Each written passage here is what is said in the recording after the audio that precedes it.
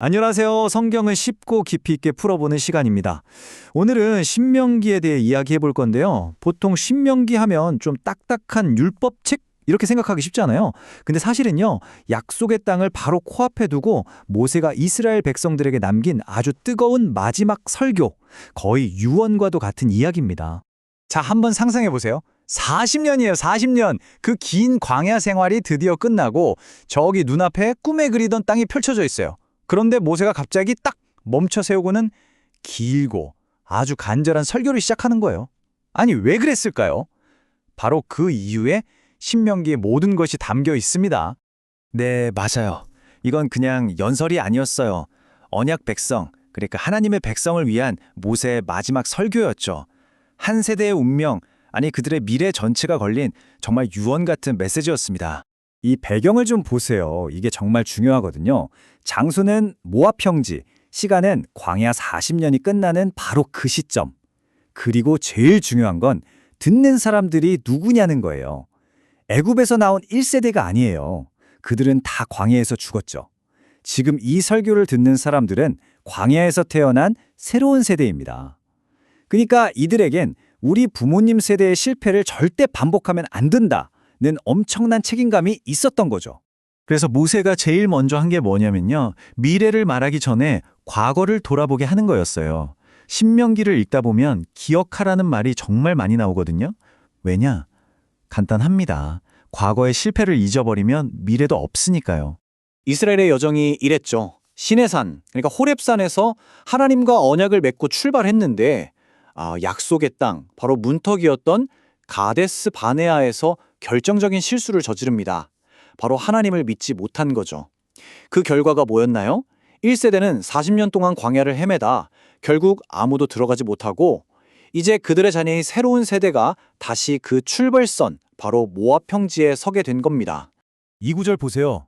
와, 정말 충격적이지 않나요? 가데스 바네아에서의 실패, 그 핵심은 그냥 가나안 사람들이 무서워서가 아니었어요. 근본적으로 하나님을 완전히 오해한 겁니다.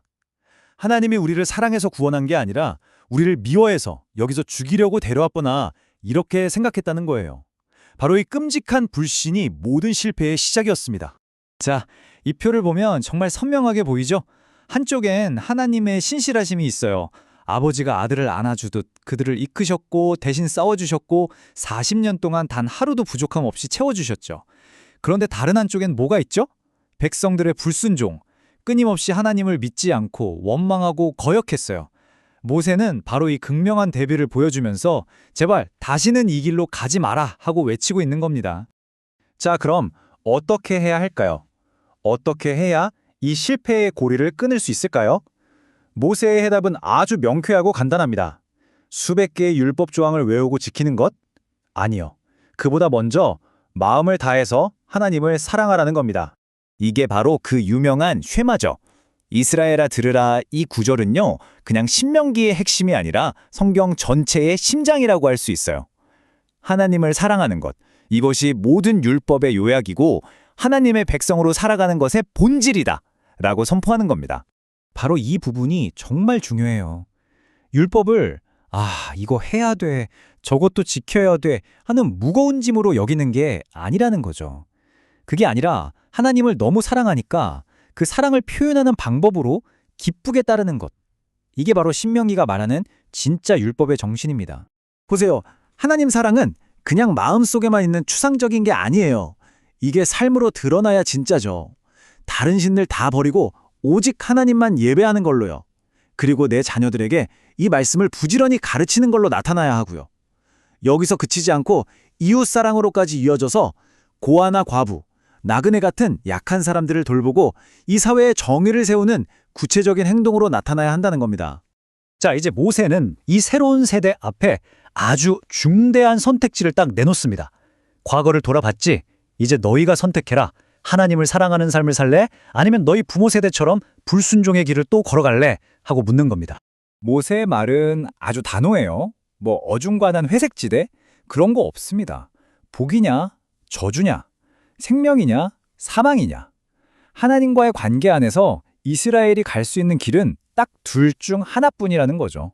결과는 보시는 것처럼 너무나 명확합니다. 순종의 길을 가면 복과 생명을 얻고 그 땅에서 오래오래 살게 될 거다. 하지만 불순종의 길을 가면 저주와 사망뿐이고 결국 그 약속의 땅에서 쫓겨나 멸망하게 될 거다. 정말 무서운 경고죠. 맞아요. 이건 그냥 한두 사람의 문제가 아니었어요. 이스라엘이라는 공동체 전체의 미래가 바로 이 선택에 달려 있었습니다. 그런데 이야기가 여기서 끝나면 너무 암울하잖아요. 신명기가 위대한 건 이스라엘이 실패할 것을 이미 내다보면서 그 실패를 넘어서는 훨씬 더 큰 소망을 우리에게 보여준다는 점이에요. 바로 성경 전체를 꿰뚫는 하나님의 구원 이야기, 구속사의 관점이 여기서 드러나는 거죠. 놀랍게도 모세가 직접 예언을 해요. 나와 같은 선지자, 하지만 나보다 훨씬 위대한 선지자가 한 명 올 것이다. 너희는 궁극적으로 그 사람의 말을 들어야 한다. 이렇게 말하면서 이스라엘의 진짜 소망이 어디에 있는지를 가리키고 있습니다. 안타깝게도 신명기 다음에 이어지는 이스라엘의 역사는 이 언약을 지키는데 처참하게 실패했다는 것을 그냥 그대로 보여줍니다. 결국 그들은 불순종의 길을 택했고 모세가 경고했던 그 저주 아래 놓이게 되죠. 율법은 그들에게 구원을 주는 길이 아니라 우린 정말 죄인이구나 하는 걸 보여주는 거울 역할밖에 하지 못했던 거예요. 자, 이제 퍼즐이 맞춰집니다. 보세요. 율법은 완벽한 순종을 요구했죠. 근데 이스라엘은 실패해서 저주를 받게 됐어요. 바로 이 절망적인 상황에서 하나님께서 약속하셨던 그 선지자, 바로 예수 그리스도를 보내주신 겁니다.